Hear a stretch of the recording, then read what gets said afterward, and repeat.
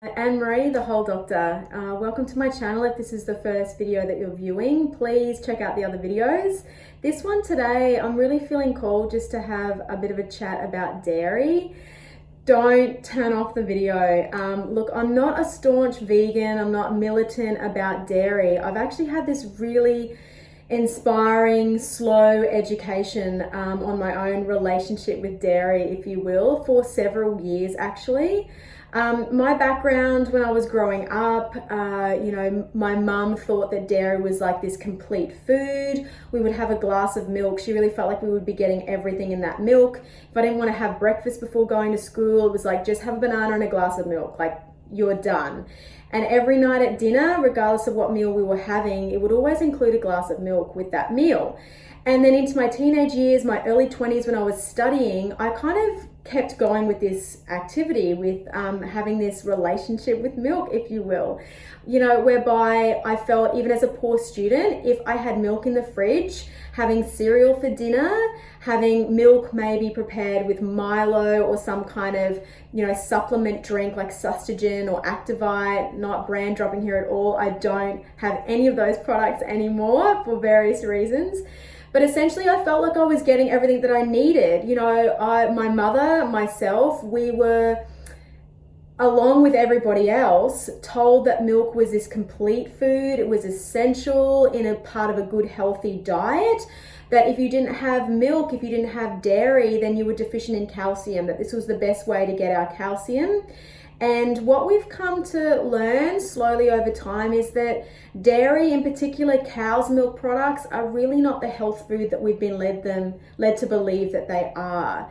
And that's not to say there's not some benefit in consuming them. It's testament to us as a species that dairy and meat consumption were a requirement for our evolution at some point in time when there was not a lot of other foods available. We're classic omnivores in that sense. We will actually eat whatever it is that we need in order to survive.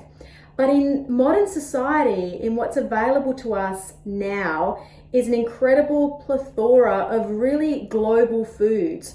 So we're at this unique point in our history as a species to really start questioning, what do I really need in order to thrive as a human being? What is the optimum nutritional intake that I can provide for my body? Is it necessarily what I've always been led to believe, or what was readily available?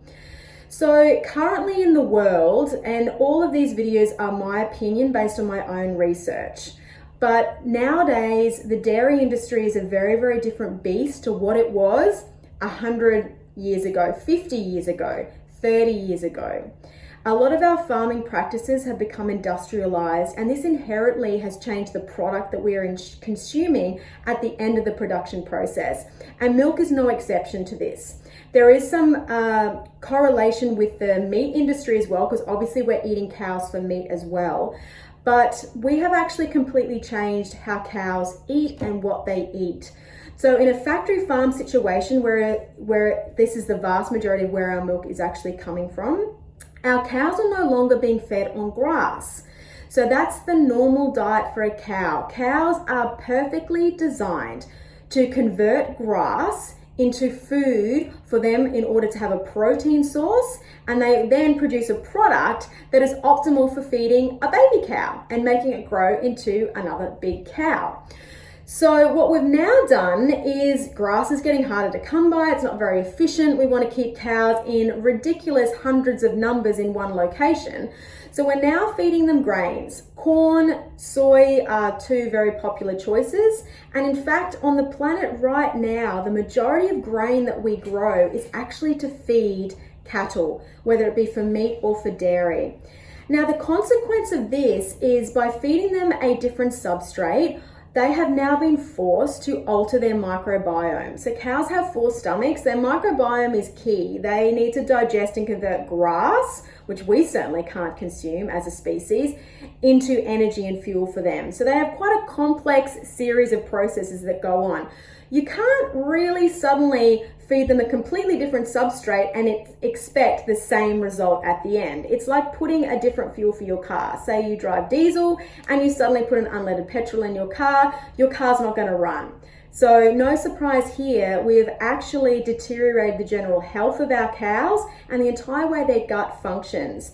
And more we're understanding the importance of gut function in overall health in humans. Would this not be the same for our dear friends, the cows?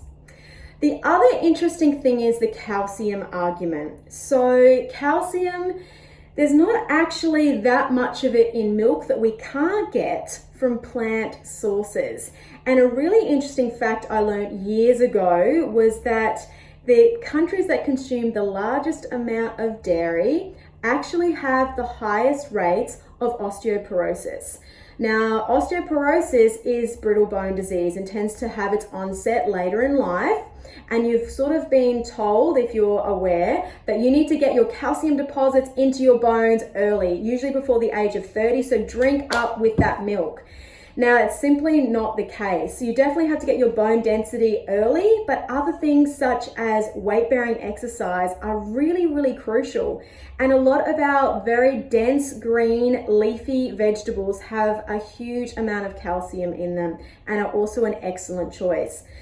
The other problem with milk is it's actually an acidic food, and acidic foods tend to cause deterioration of our bones, which might be why we tend to have higher rates of osteoporosis in the higher dairy consuming countries. So there are a couple of things that I just wanted to talk about today. There's a whole lot more to do with dairy, in particular cows, milk, dairy products that I could talk about and probably will in future videos, but I didn't want to overwhelm you today. So it's just food for thought. My current state of being is that I've had a food sensitivity test and I'm actually sensitive to dairy, which was sort of surprising but sort of not. And part of that problem is because I've actually degraded my microbiome and my gut wall is no longer very healthy. So the cow's protein have essentially become more exposed in my bloodstream because of my leaky gut, and therefore my immune system is identifying that as quite foreign and shouldn't be there. So I get a subtle immune response. It's not the same as an anaphylaxis or a true allergy. It is a food sensitivity. So a lot of you out there might also be experiencing similar symptoms such as bloating, gas, fatigue, brain fog when you consume dairy. So maybe just keep a little eye on it, see if you can cut it out. There is some incredible substitutes nowadays from conventional dairy in the vegan world. Plant-based sources are really, really coming ahead. So it's just something to keep in mind. I certainly feel healthier when I consume less dairy. So maybe test that out for yourself as well. Thanks very much for your attention and your time, and please subscribe to my channel if you haven't already. There's some great content still to come, and I'll be posting weekly as promised. See you soon.